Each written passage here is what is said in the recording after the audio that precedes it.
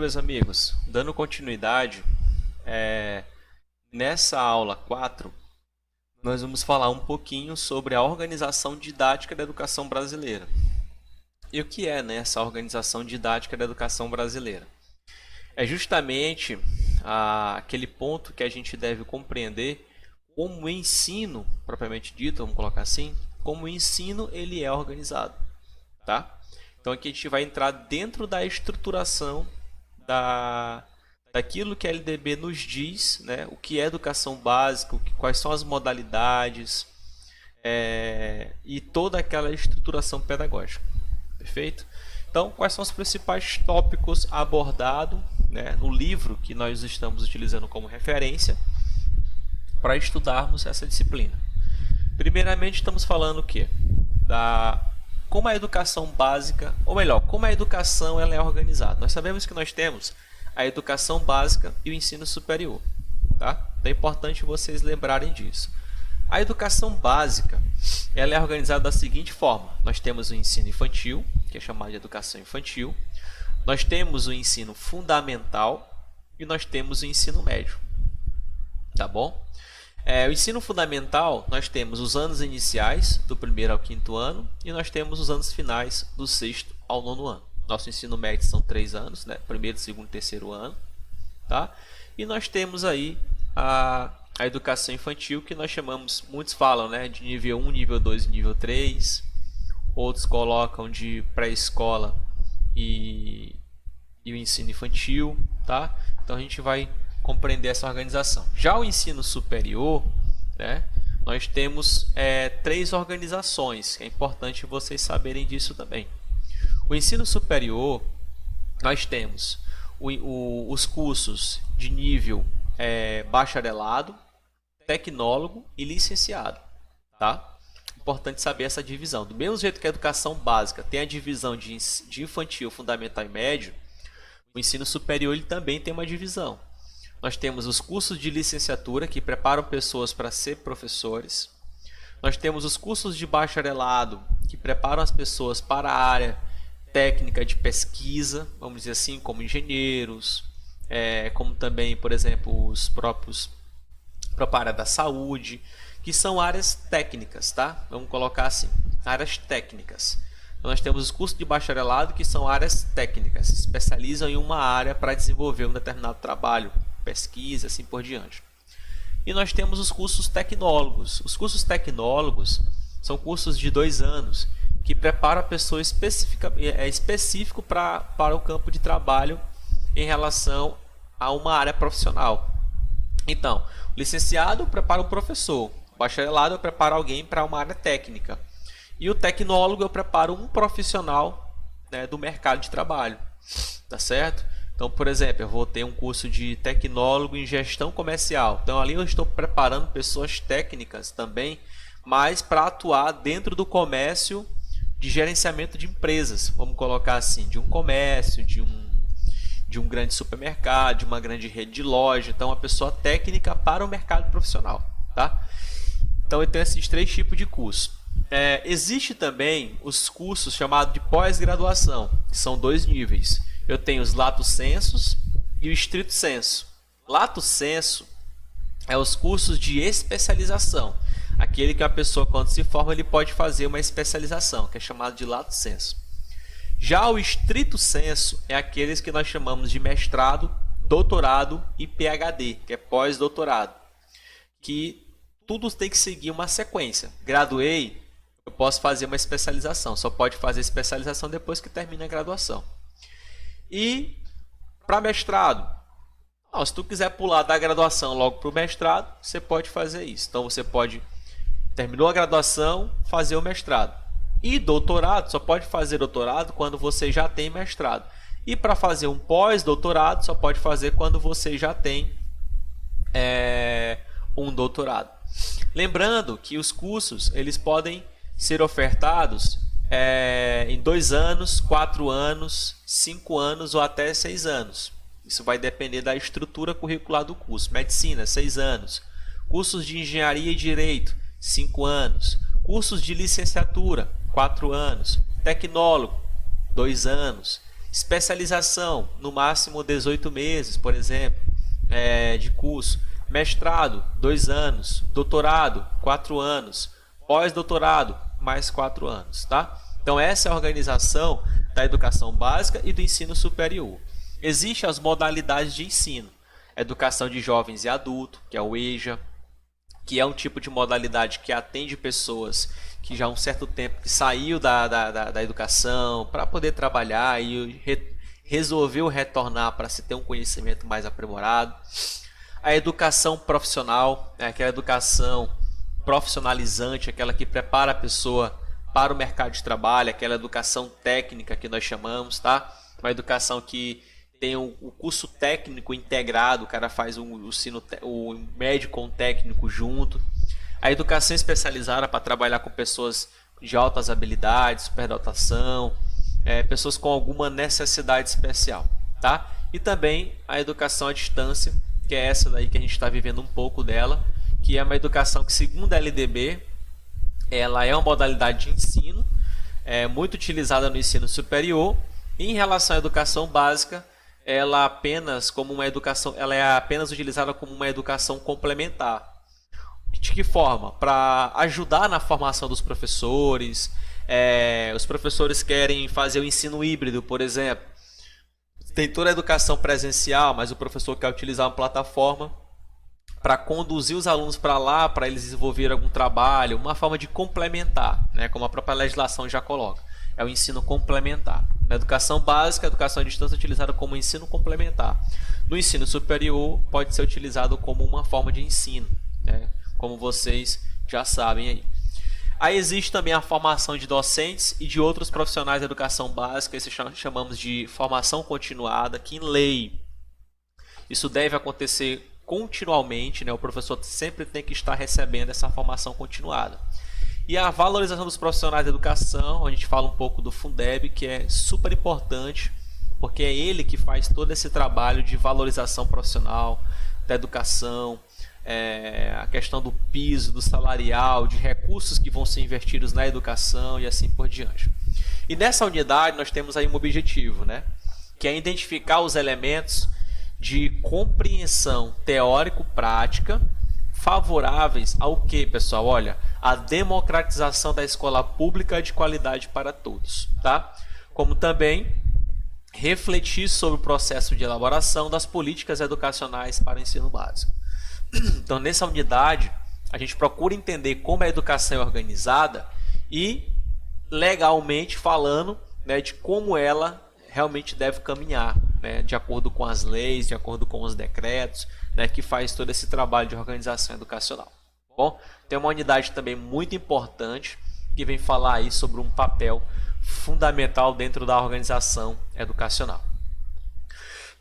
Aqui, ó, eu coloquei para vocês, né, os níveis de ensino. Nós temos aí, pessoal, lembrem, nós temos níveis de ensino e nós temos as modalidades de ensino. As modalidades foram aquelas que eu falei para vocês, né, aquela que nós falamos de quê? Ó, vou voltar aqui, ó. Modalidade de ensino, educação de jovens e adultos, educação profissional, educação especial e educação à distância. Já os níveis de ensino, nós temos educação básica e educação superior. A educação básica, ó, que é a educação infantil, de 0 a 5 anos, o ensino fundamental, de 9 anos, o ensino médio, de 3 anos. Aí nós temos a educação superior, cursos de graduação e cursos de pós-graduação. Lembrando que, dentro da realidade de cursos de graduação, aí nós temos, eu vou colocar, eu estou escrevendo com o mouse, fica ruim. Nós temos os tecnológicos, nós temos os bacharelados, né? E nós temos os cursos de licenciatura, tá? Vou fazer assim, mas é de forma resumida, só para a gente poder pegar aí aquela compreensão. Então nós temos, na graduação, né, nós temos tecnólogo, bacharelados e licenciatura. Licenciatura, formação de professores. Bacharelados, eu formo uma pessoa técnica em uma área, engenharia, medicina, área econômica, como contabilidade, economista, o advogado, por exemplo, e assim vai.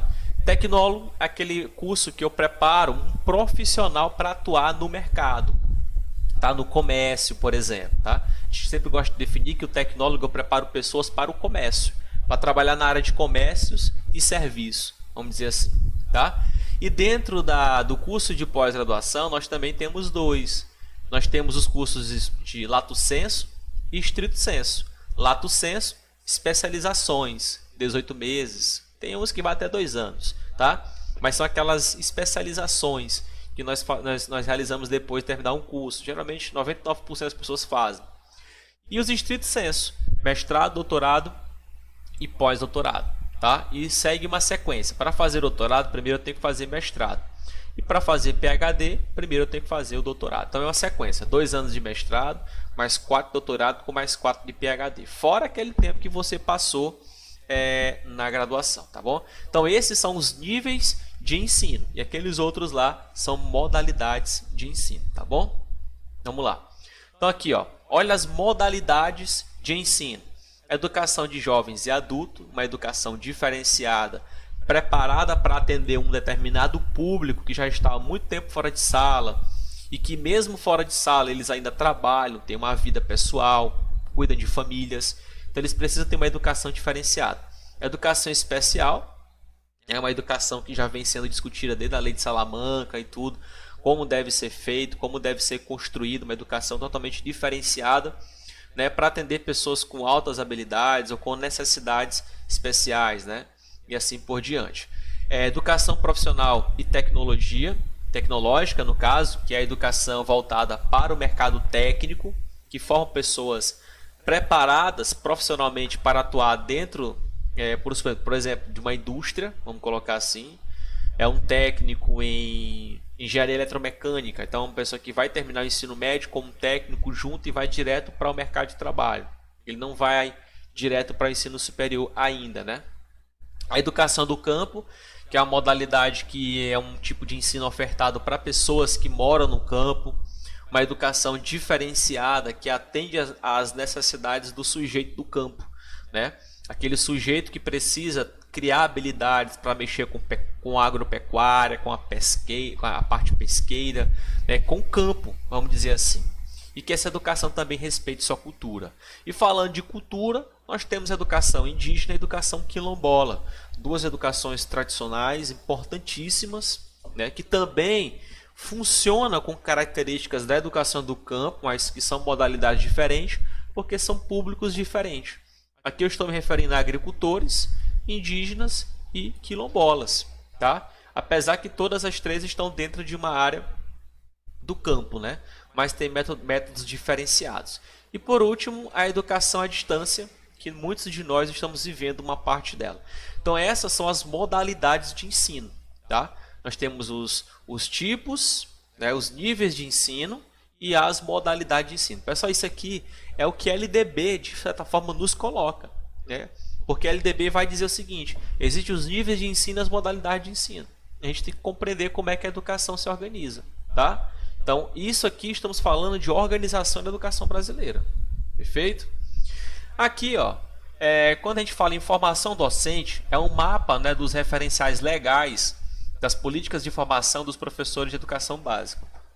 Aqui nós estamos falando o seguinte, que o próprio poder executivo e legislativo, ele cria o quê? Né? Ele cria exatamente os referenciais legais que ajuda, né, todo o processo de planejamento, de formação continuada do docente, né? O que ele precisa aprender. Então, eu, enquanto professor, o que eu preciso entender? Eu tenho que saber que existem leis, que existem decretos, que existe o MEC e que existe o Conselho Nacional de Educação. E eu, enquanto professor, eu tenho que entender todas essas ramificações. Olha só, eu tenho que entender de LDB, do Fundef, que hoje nós chamamos de Fundeb, tá? O Fundef, nós temos que entender do PNE, nós temos que entender das bolsas, tá? Nós temos que entender o Fundeb, que é esse que a gente está vivendo atualmente. Nós tínhamos o Fundef na década de 97 e agora de 2007 para cá nós temos o Fundeb. Nós temos que entender sobre o Plano Nacional de Educação, nós temos que entender essa lei 12.796 que altera a LDB em relação à formação de professores, e a lei 12.056 também, que fala sobre formação de professores. Então, dentro de uma perspectiva de leis, está aqui basicamente o quadro que eu, professor, preciso compreender. Tá? E a própria lei, quando fala de lei, nós temos a 11.502, que fala sobre a função da CAPES em relação à parte de pesquisas. Eu tenho programa Novos Talentos, programas de Lives, programa de Novos Talentos, e eu tenho o programa de procedência. São programas que a própria CAPES cria, né, para incentivar, vamos dizer assim, a formação de professores. É interessante isso daqui, tá? E quando se fala de decretos, eu tenho vários decretos que surgiram complementando as leis que já existem.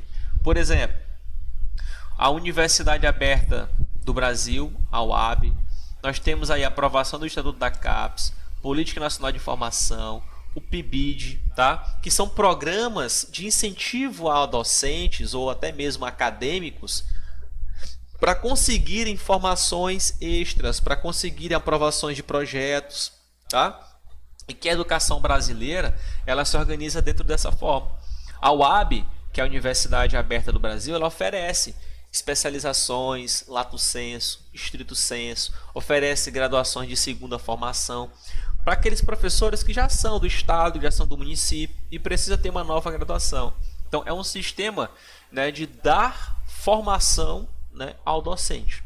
O MEC, né, que tem a portaria do PIBID, do PAFOR, dos fóruns estaduais, né, que tem a formação do profissional de educação básica e que tem também a Rede Nacional de Formação Continuada, né? Tem vários programas aí que são responsáveis por formar, né, atender a formação dos professores. E o Conselho Nacional de Educação, ó, Rede Nacional de Formação Continuada, a formação de nível médio, né, as diretrizes curriculares, tá? A duração da carga horária de um professor e tudo. Então, você percebe que existe uma ramificações de conteúdos que eu, enquanto professor, preciso saber. Eu, professor, pensei que a educação era mais simples. Eu pensei que era só entrar na sala de aula e dar aula. Pessoal, para mim entrar numa sala de aula e dar aula e realmente assumir a responsabilidade de ser professor, em abrir a boca para dizer que eu sou professor, eu tenho que ter todo esse conhecimento legal. Eu tenho que ter a base.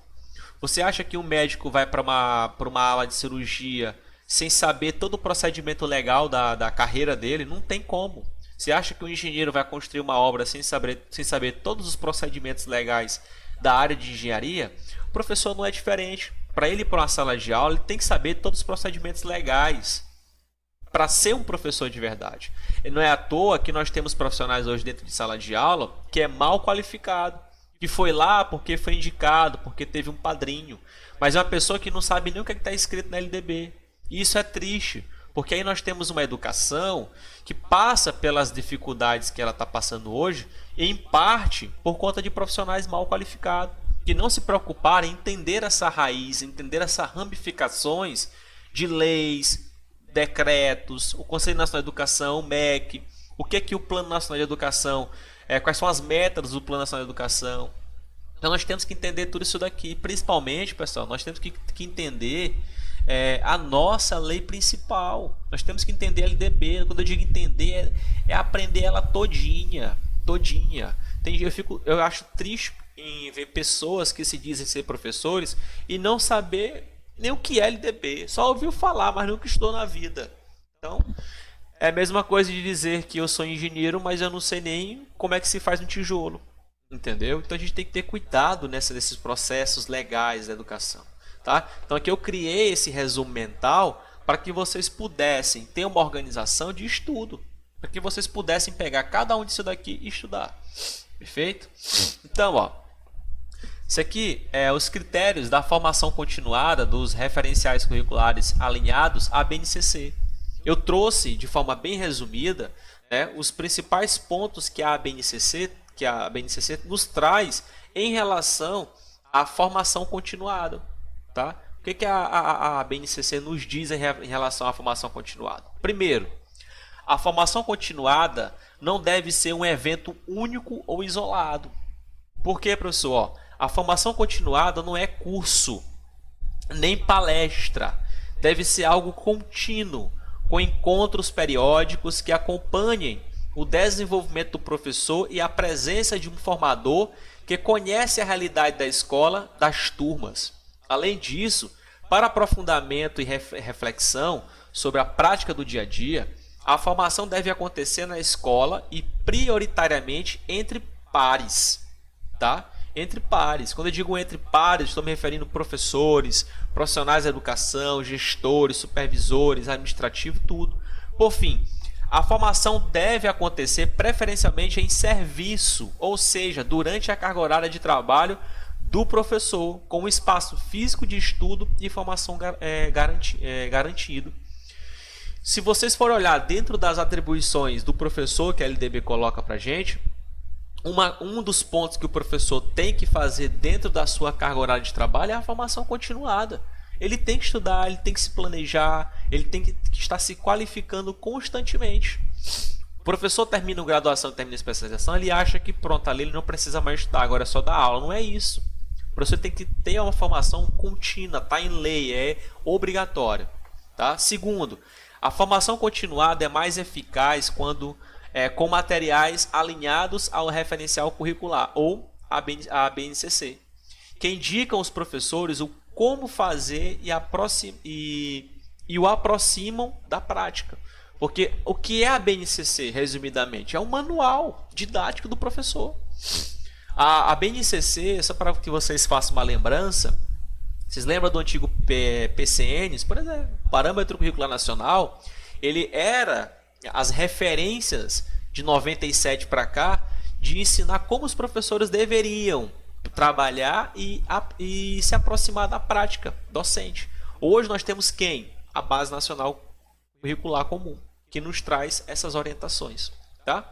Terceiro, a formação continuada deve se apoiar nas competências, nos objetivos de conhecimento, habilidades e em procedimentos e práticas pedagógicas. Estou falando de situações científicas, não estou falando de situações empíricas. Eu vou fazer dessa forma porque eu acho que dá certo. Não, vamos pegar os procedimentos legais que estão dentro das diretrizes na BNCC e fazer só as adequações culturais para atender a minha realidade, mas sempre dentro de uma perspectiva científica, planejada, articulada conforme os parâmetros, tá?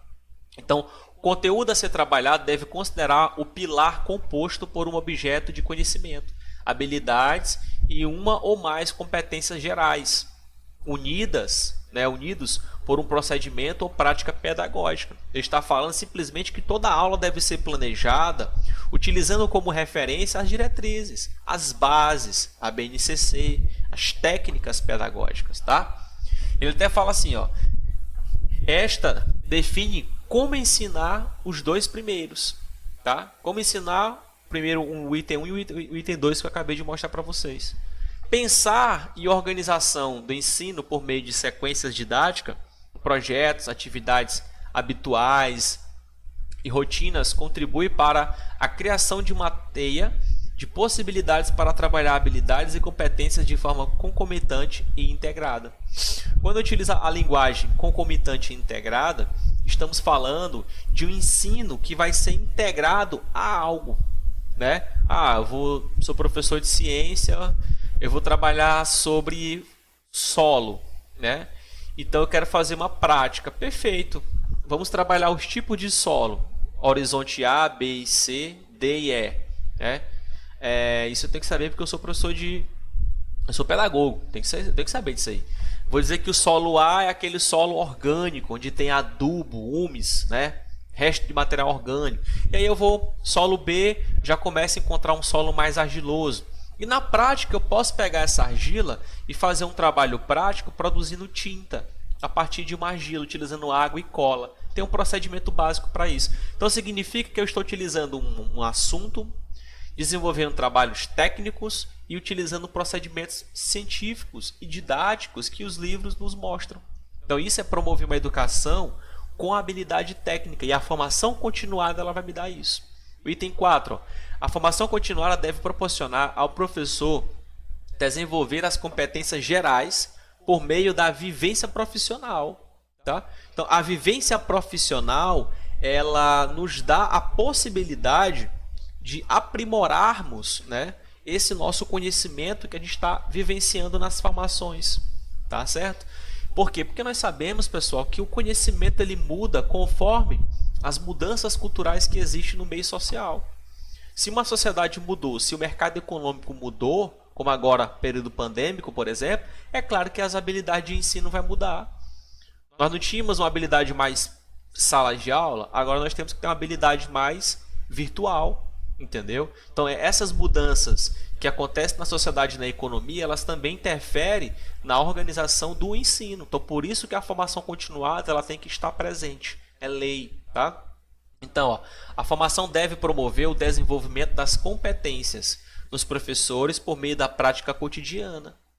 Quais são as competências de hoje? Tecnologias, as tendências tecnológicas e fazer com que isso seja uma prática contínua agora. Ou seja, eles não devem ser trabalhadas de forma isolada nos modelos, aulas de empatia, né? Aulas que eu realmente tenho condição e que eu consiga desenvolver. Então os professores precisam ser expostos a situações em que vivenciem as competências gerais, por exemplo, trabalhando em grupo com seus pares. Né? Então é importante que o professor sempre esteja ligado, né, ao desafio, às mudanças, às necessidades, às competências, às tendências, tá? Para que ele realmente esteja preparado para situações que possam surgir. Professor, ninguém estava preparado para a pandemia. Não estava. Mas nós temos que ter técnicas, né, para que possamos aprimorá-las e continuar o ensino, porque o ensino não pode parar, é lei. Tá?